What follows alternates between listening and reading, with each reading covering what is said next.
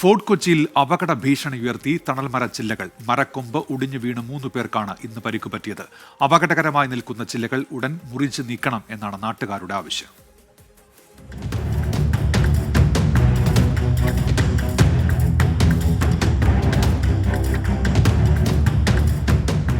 Fort കൊച്ചിയുടെ സൗന്ദര്യമാണ് തണൽ മരങ്ങൾ എന്ന കാര്യത്തിൽ ഒരു തർക്കവുമില്ല. പക്ഷേ ആ മരങ്ങൾ വേണ്ട വിധം പരിപാലിക്കപ്പെടുന്നില്ലെന്നാണ് ഉയരുന്ന വിമർശനം. അത്തരത്തിൽ പരിപാലിക്കപ്പെടാത്ത സാഹചര്യത്തിലാണ് ഇന്നുണ്ടായ പോലുള്ള അപകടങ്ങൾ ഉണ്ടാകുന്നത്. ഇന്ന് രാവിലെ 9 മണിയോടെയാണ് ഫോർട്ട് കൊച്ചി സൗത്ത് ബീച്ചിൽ മരച്ചില്ല ഒടിഞ്ഞു വീണത്. കടയിൽ ചായ കുടിക്കാനെത്തിയ 3 പേർക്ക് അപകടത്തിൽ പരിക്കുപറ്റി. സമീപത്തുണ്ടായിരുന്ന ഓട്ടോറിക്ഷയും ഭാഗികമായി തകർന്നു. തലനാരിഴക്കാണ് ജീവൻ തിരിച്ചു കിട്ടിയതെന്ന് ഓട്ടോറിക്ഷ ഡ്രൈവർ സിദ്ദിഖ്. ഞാൻ ഓട്ടോയിലിരിക്കണായിരുന്നു. ഓട്ടോയിലേക്കാണ് വന്ന് വീണത്. വേറെ പ്രശ്നമൊന്നുമില്ല. തല വന്നടിച്ചപ്പോൾ ഞാൻ ബാക്കിലേക്ക് ചെരിഞ്ഞു പോയി. പിന്നെ കാലിലേക്ക് വന്നിണ്. എന്നെക്കാട്ടിയും കൂടുതൽ പരിക്കാൻ 3 പേർക്കാണ്. പിന്നെ എൻ്റെ വണ്ടി പൂർണ്ണമായിട്ട് നഷ്ടമായി. ഫോർട്ട് കൊച്ചിയിലെ വിവിധ മേഖലകളിൽ തണൽ മരച്ചില്ലകൾ അപകട ഭീഷണി ഉയർത്തുന്നുണ്ട്.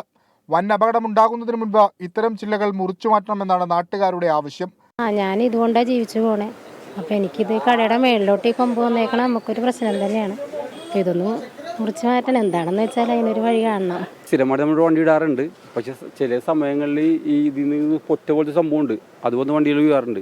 ചില സമയത്ത് ചെറിയ കൊമ്പുകളോട് വീഴാറുണ്ട്. അതൊന്നും കാര്യമായിട്ട് പരിക്കേക്കാറില്ല. വിഷയത്തിൽ നേരത്തെ പോലീസ് അടക്കം റിപ്പോർട്ട് നൽകിയിരുന്നു.